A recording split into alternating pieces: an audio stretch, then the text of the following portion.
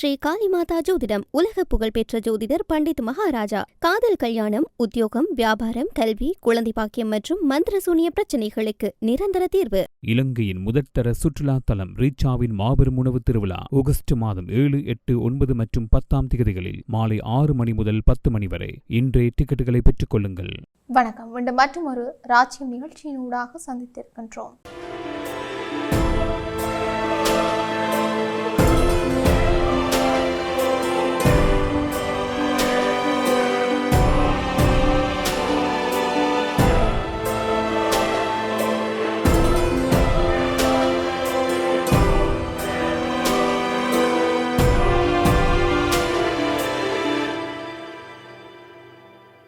ஹெஸ்பியன் கடலில் பயணித்ததாக கூறப்படும் ஈரானிய வர்த்தக கப்பல் மீது நடத்தப்பட்ட ட்ரோன் தாக்குதலை தொடர்ந்து ஈரானுக்கும் உக்ரைனுக்கும் இடையிலான ராஜதந்திர தொடர்புகள் தீவிரமடைந்திருக்கின்றன. இந்த சம்பவம் தொடர்பாக ஈரான் கடும் கண்டனம் வெளியிட்டதை அடுத்து உக்ரைன் வெளியுறவு அமைச்சர் ஆண்ட்ரி சிபிஹா ஈரான் வெளியுறவு அமைச்சர் அப்பாஸ் அரக்சியை தொலைபேசியில் தொடர்பு கொண்டு விரிவான பேச்சுவார்த்தை நடத்தியதாக அறிவித்திருக்கின்றார். இந்த தொலைபேசி உரையாடல் இரு நாடுகளுக்கும் இடையில் உருவாகியிருக்கின்ற பதற்றத்தை தணிக்கும் நோக்கில் இடம்பெற்ற முக்கிய ராஜதந்திர முயற்சியாக கருதப்பட்டிருக்கின்றது.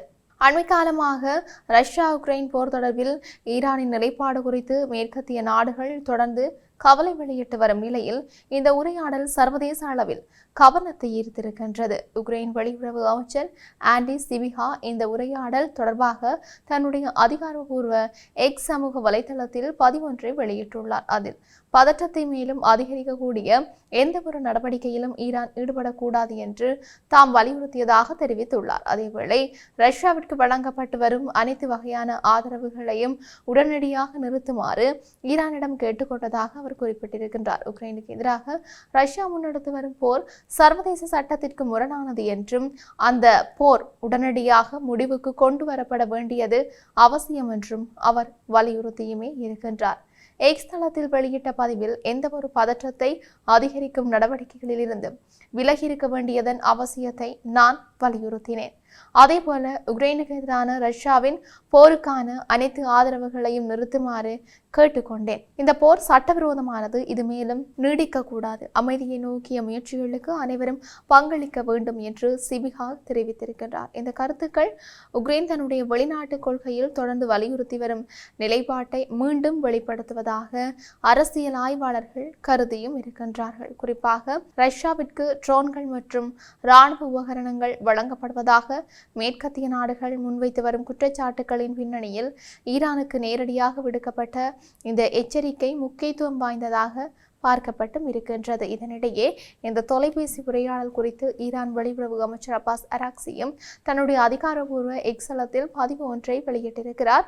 அதில் ஈரானிய கப்பல் மீதான தாக்குதல் தற்செயலாக நிகழ்ந்திருக்கிறதாகவும் பதற்றத்தை மேலும் அதிகரிக்கும் நோக்கம் உக்ரைனுக்கு இல்லை என்றும் சிபிஹா தனக்கு உறுதியளித்ததாக அவர் குறிப்பிட்டும் இருக்கின்றார். மேலும் ஈரான் எந்த ஒரு புதிய மோதலையும் உருவாக்க விரும்பவில்லை என்றாலும் தன்னுடைய நாட்டின் குடிமக்கள், வர்த்தக கப்பல்கள் அல்லது தேசிய நலன்கள் மீது நடத்தப்படும் எந்த ஒரு தாக்குதலையும் ஒருபோதும் ஏற்றுக்கொள்ள முடியாது என்றும் அவர் திட்டவட்டமாக தெரிவித்தும் இருக்கிறார். ஈரானும் பதற்றத்தை அதிகரிக்க விரும்பவில்லை. இருப்பினும் எங்கள் குடிமக்கள், எங்கள் வர்த்தக சொத்துக்கள் அல்லது தேசிய நலன்கள் மீது நடத்தப்படும் எந்த ஒரு தாக்குதலும் முற்றிலும் ஏற்றுக்கொள்ள முடியாது. இந்த சம்பவத்தில் ஏற்பட்ட இழப்புகளுக்கு உரிய இழப்பீடு வழங்கப்பட வேண்டும்.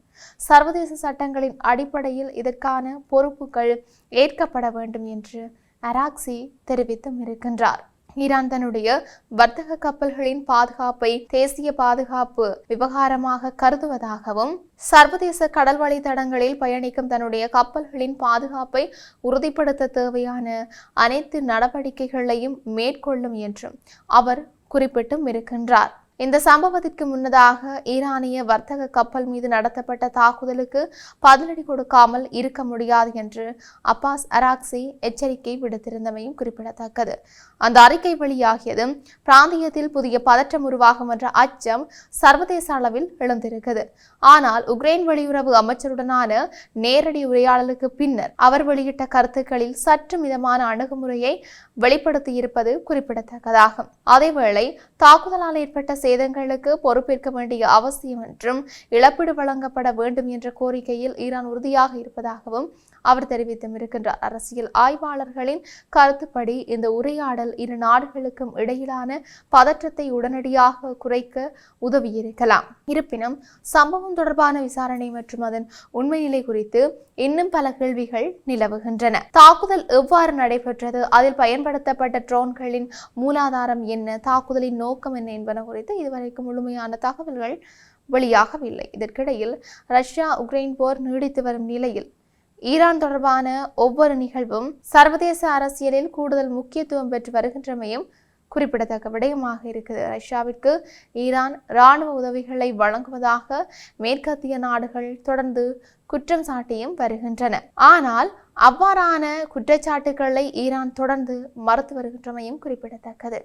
இந்த சூழலில் ஈரானிய கப்பல் மீதான தாக்குதல் தொடர்பான இந்த விவகாரம் ரஷ்யா உக்ரைன் போரின் தாக்கம் கடல்சார் வர்த்தக பாதுகாப்பு மற்றும் சர்வதேச ராஜதந்திர உறவுகளையும் எதிரொலித்து வருவதை எடுத்துக்காட்டுவதாக கருதப்படுகிறது. சர்வதேச கடல் வர்த்தக பாதைகளில் பாதுகாப்பை உறுதிப்படுத்துவது அனைத்து நாடுகளினதும் பொறுப்பாகும் என்று பல நாடுகள் வலியுறுத்தி வரும் நிலையில் இந்த சம்பவம் தொடர்பாக நடைபெறும் விசாரணையின் முடிவுகள் அடுத்த கட்ட ராஜதந்திர நடவடிக்கைகளில் முக்கிய தாக்கத்தை ஏற்படுத்தக்கூடும் என்று சொல்லி எதிர்பார்க்கப்பட்டும் இருக்கின்றது. இதேவேளை உக்ரைன் தரப்பின் விளக்கத்தையும் ஈரானின் இழப்பீட்டு கோரிக்கையையும் தொடர்ந்து இந்த விவகாரம் பேச்சுவார்த்தை மூலம் தீர்க்கப்படுமா அல்லது புதிய ராஜதந்திர மோதலாக உருவெடுக்குமா என்பது குறித்து சர்வதேச அரசியல் வட்டாரங்கள் உன்னிப்பாக கவனித்தும் வருகின்றன.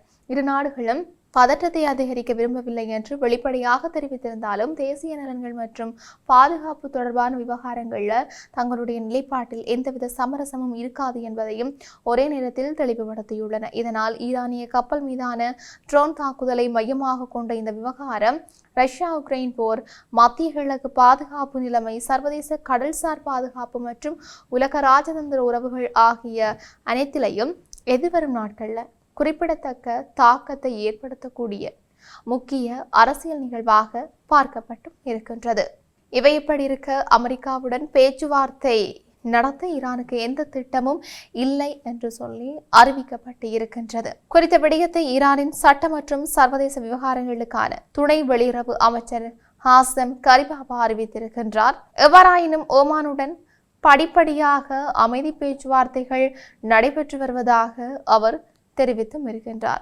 ஈரானிய அரசு தொலைக்காட்சியில் அமெரிக்கா தான் விரும்பும் போதெல்லாம் சண்டையிடுவதற்கும் விரும்பும் போதெல்லாம் பேச்சுவார்த்தை மேசையில் அமர்வதற்கும் நாம் அதனை பழக்கப்படுத்திவிடக் கூடாது என்று அவர் கூறியிருக்கிறார். அத்துடன் ஹார்முஸ் நீரிணை வழியாக செல்லும் தெற்கு பாதையை ஈரான் அங்கீகரிக்காது என்று மீண்டும் வலியுறுத்திய அவர் அங்கிருக்கின்ற கன்னிவெடிகளை அகற்றும் நடவடிக்கைகள் முற்றிலும் ஈரானின் பொறுப்பிலேயே உள்ளதாகவும் அவர் குறிப்பிட்டிருக்கின்றமை சுட்டிக்காட்டத்தக்க விடயமாகவே இருக்கின்றது. இப்படி இருக்க உலகளவிய ரீதியில் இன்னும் என்னவெல்லாம் நடக்கப் போகின்றது என்று நாங்களும் பொறுத்திருந்து பார்க்கலாம். மீண்டும் மற்றும் ஒரு பதிவினூடாக சந்திக்கலாம். வணக்கம்.